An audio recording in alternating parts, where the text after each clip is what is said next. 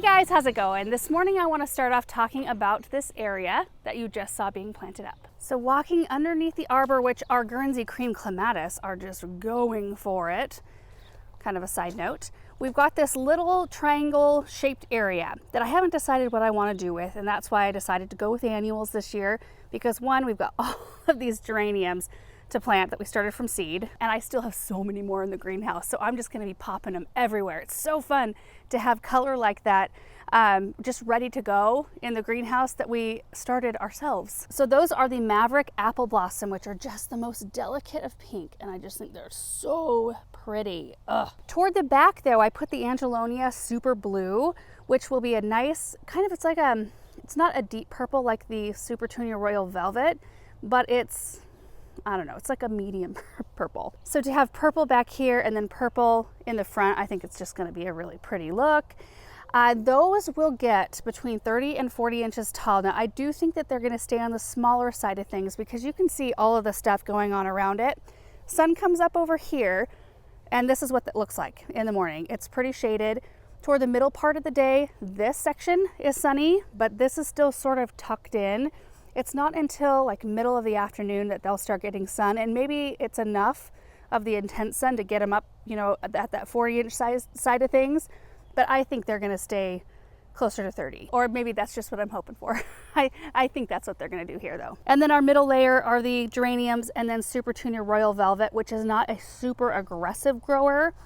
It's not like a Super Tunia Vista, but I think it's going to fill in and look beautiful in this space. Look at how deep purple these are. Oh. And these right here are the Oh So Easy Lemon Zest Roses, which I was going to transplant out, and I really hacked them back this year when I was doing clean out, and I'm kind of glad I didn't get around to moving them because they do look really pretty right here. We'll see how they do this season, but it seems like they always come out with this gorgeous flush of yellow, and then they lull a little bit and then just sporadically, you know, produce blooms throughout the rest of the season. I love the structure of their blooms, but it's just a pretty view looking this way, don't you think? I really like how it's filling in a lot, and I would really like for the annuals to mask our, I mean, this is an inevitable thing. You have to have irrigation boxes and things like that, and this is where our well is. So, I mean, it's just natural that the menagerie is going to be right here in your entry bed. So even if those annuals don't completely cover up those boxes, I think it'll soften the look. You won't see them quite as much once these really thicken up. But I'm super happy with this bed. Just wanted to talk through that before we head out to our next project, which is in the cut flower garden, and it's one that I'm very, very excited for. It has to do with these cone boxwoods right here. I'm gonna water our zinnia seedlings first.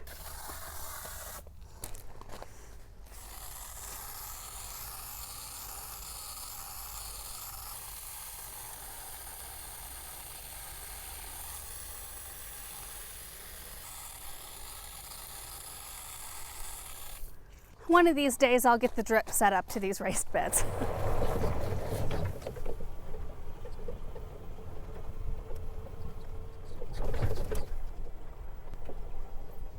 Okay, so here we are in the cut flower garden, right in the center. You can see the circle shape here. We are going to put something in the center. We just haven't decided what yet. And then we've got a bench. These all came from Country Casual Teak. We've got a bench in each corner, and they have aged beautifully. When they come, they're kind of just that bright new wood color. They're kind of a honey color, and they just age out beautifully to this gray, and I love that. I remember seeing gray benches all over in estate gardens when we were in England touring around, and I just loved that look. But my goal for today is to get all these boxwoods planted out here, one on either side of the bench. So looking at this one here, I'm gonna have to make sure it's centered first and foremost. I might need to scoot that bench a little this way. And then we're gonna plant a boxwood here and one over here. And they naturally grow about 5 feet tall by 3 feet wide, which I don't think we'll let them get that big. I'm thinking maybe on like the 3-foot side of things right in here. But I'm so excited about this because it's something I've wanted to do pretty much from the beginning. Even when we had the obelisks in here, I knew I needed some kind of evergreen weight in the center. I needed some kind of winter interest out here so that it's just not just the benches, because everything else, you know, goes to sleep and it's just flat pieces of ground. The other idea, which might still happen, It's just something I'm thinking about. I'm wanting to put boxwoods around each one of these quadrants and maybe even sectioning each quadrant up into further sections and really making it more formal, because that speaks to me.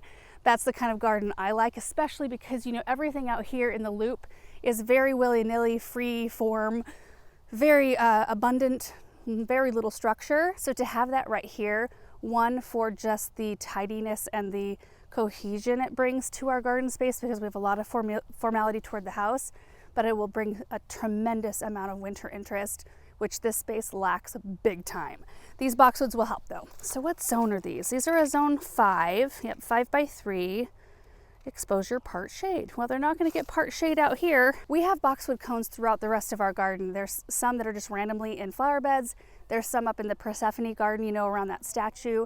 And they just kind of grow in this natural cone shape, and I'll just love them. The other thing I'm going to do is I am going to remove the hose links out here, because while they're very helpful, especially when crops are either in seed form or very little, they become a little less practical out here, and they will block the view of the boxwood, and we can't be having that. When we've got seed crops out here and we need to pull hoses out and water things, it's very easy to pull it across, you know, the way. But right now I can't pull the hose through here. It becomes a little less easy to use because we rake it across the top of other plants. So at this point we have to pull the hose all the way out on the grass, and then we have to take it down individual rows. So I ordered one of those pocket hoses, the fabric ones. I have one in the Hartley. In fact, I might bring that one out here too, because that one in there is a 50-footer. These quadrants are 60 feet though. So I did order a 100-footer. That might have been an overreaction. I probably should order 75. I don't know. I wanted the ability to be able to like take one and go all the way to the flower shed if I need to. So we can try out a couple of different sizes, but those will just pile on the ground. And when they don't have water in them, they shrink way down. So I want to try that out for a season and not be looking at these. I do need to go get a tape measure though, because I think I'd like to measure the corners. So from like corner to corner, find the center so I can get my bench centered. Okay, got my tape measure. Let's get these all centered up and then we can start planting.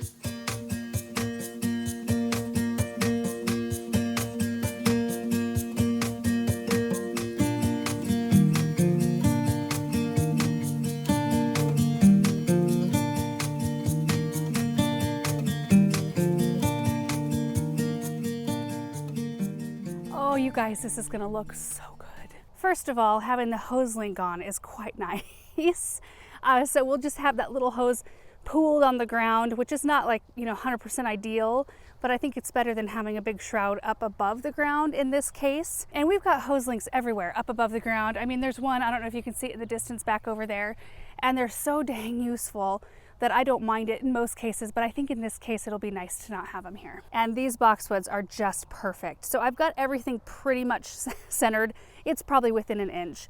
I found the center here, the center of the bench, and then I went 30 inches from the leg of the bench over to the center of the plant can on both sides, and they're both 25 inches from the grass pathway. Again, their spread is only 3 feet, so it'll only get 1.5 feet from center, so it will still have, what, like a good foot or so at maturity for them to hit the grass. So I think it's a perfect placement. Okay, we just need to do that 3 more times.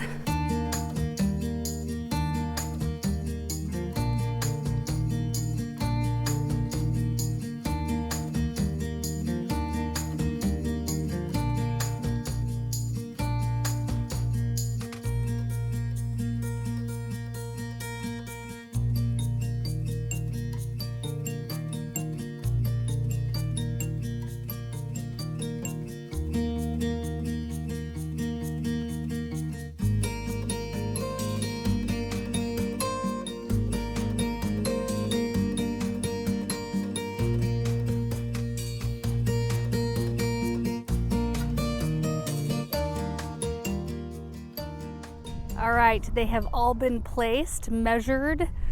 I think they line up beautifully because I did the same measurements on every single corner. They do line up this way too. I've checked all the different directions, but doesn't that look so good? It brings some structure out here. I'm so excited about it. I also went and grabbed the hose out of the Hartley. I'm gonna have to make some sense of it because it was all gobbed up in a basket. Okay, I'm gonna get this thing all untangled.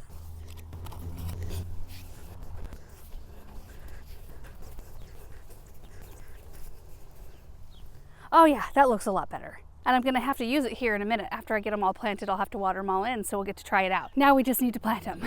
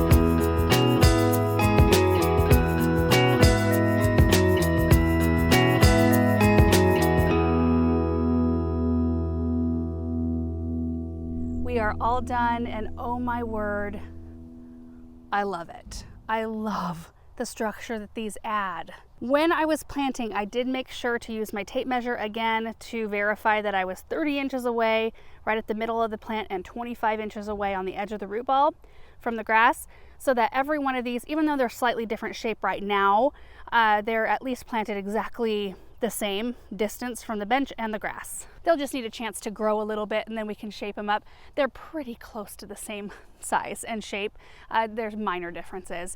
Now we do have drip to each one of these corners that's separate from the drip that waters the rows, and that's again one of Erin's smart thinking ahead sort of moves right there. When we had all of the water put in, we knew we'd probably put containers right here or something that we would want to water differently than we water everything else. So if you look in the corner of every single one of these little sections, there's a little pipe that's stubbed up.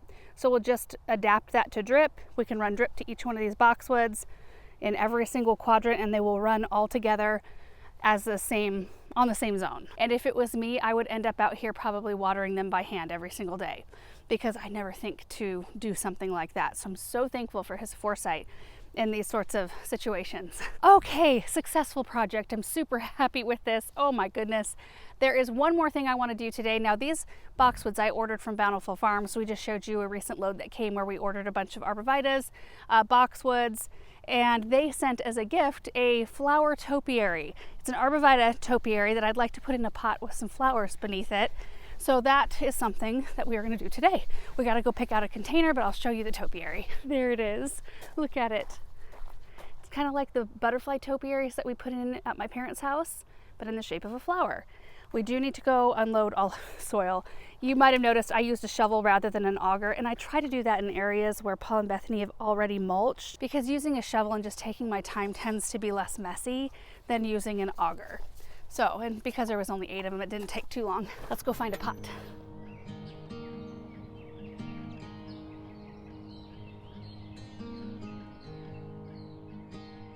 All right, got the container. I had to have Erin help me lift it into the back of the gator. It was back in the red barn. This pot is so thick. Like, see this thickness right here? It goes all the way down to the bottom that thick. It's just a beast pot. I've always been partial to this basket weave though. I think it's really pretty. And you can see that I've already got drip run to it.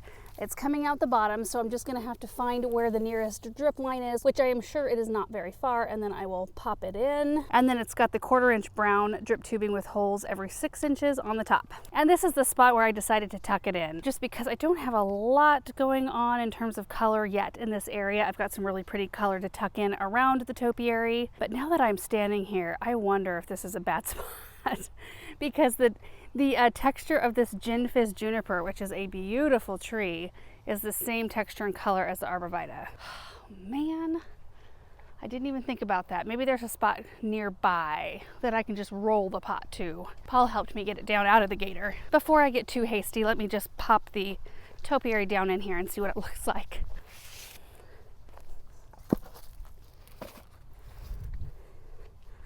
Yeah, that kind of blends in with the background. Dang it. Okay, I gotta try a different spot.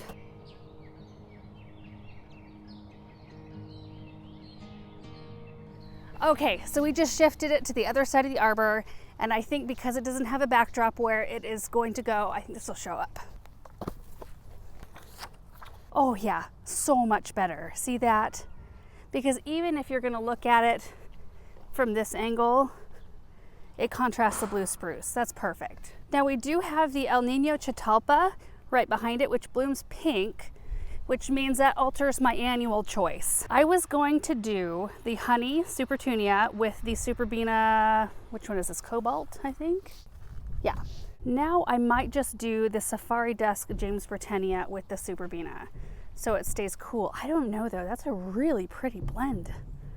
Maybe we can go with that. I initially did not have the James Britannia in that. I just went and grabbed that.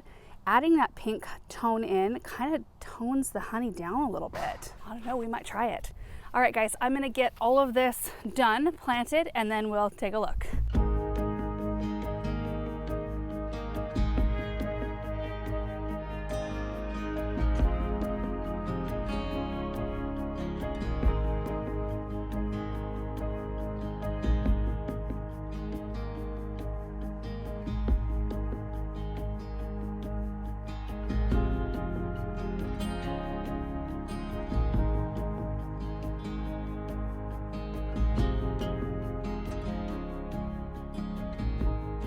Look at that. It just looks happy, doesn't it? And what a perfect spot too. Oh, you can really see it. I mean, this is the way that we walk this pathway most often, going this direction. So it's, I think, faced perfectly. And I love the mixture of annuals down below. I think that's such a beautiful combination of color. And I think it works because the eye of the James Britannia reflects some of the same colors as the Supertunia honey. And here are the tags, just in case you wanted to know. I think that was the perfect way to end today's projects. I can peek through the arbor and I can see the boxwoods. I know it's probably looks really far away in the camera, but I love seeing that structure out there. I love seeing this right here. And I love that as we speak, there are some arborvitaes going in the ground. Let's go over and take a look because I don't think they're filming this. You know, they just recently finished the big arb hedge by our playset area, and that's looking so good. But we ordered way more than we needed, kind of on purpose, so that we could start filling in the border around the dirtlands. What's that? I was just wanting to come see your progress. Oh. So we're at the very front of the property, and we had originally come out with the 24-inch auger, and we made holes for the 4 arborvitaes that are in our barn pots, which are quite a lot smaller than these arborvitaes. And then we decided to keep those arbs in the barn pots because they look good and I like the size of them, and I just don't want to fuss with moving them out. Plus we have this surplus of big arbs, so they brought 4 of our Spring Grove arborvitaes out here for the mixed border. First one is going in. You walk this way, you can see that there's, you know, the blue spruce, and there's a Norway spruce, an Austrian pine, a lilac in here, 2 more arbs that they have yet to plant, so you can see the great big holes. They've got them all set down in there. And then there's one over there that still needs to be planted. Kind of leaning a little bit there. Everything out here is doing great. I know it kind of looks like, whew, Erin mowed the weeds out here. Of course, we don't irrigate this, so it all looks like that, which I'd rather weeds look like that than green and thriving. I wanted to walk over here though to look at this lilac that we planted this spring. It's like in June and this lilac is just still blooming. You can see that a lot of it is spent at this point, but there's still some beautiful color. Oh, and the scent. And what variety? Is this a Donald Wyman? I don't know why that name sounds familiar, but I think that might be what this is. Or Charles something. I think it's Donald Wyman. I don't know. It's supposed to grow like 10 to 12 by 10 to 12-ish, right in that realm. And I am thrilled to have a late blooming variety out here. So that's something to note, to possibly add in some other areas. And you guys, that is going to do it for today's project. So happy with everything we got done. I just love those little pieces that you put in that really like bring an area together and make it feel a little bit more finished, a little bit more formal for me, which I love, and more winter interest, which I'm always striving for. So thank you so much for watching the video. I hope you're having a great day. I need to go water stuff because it is getting warm. See you guys in the next one. Bye.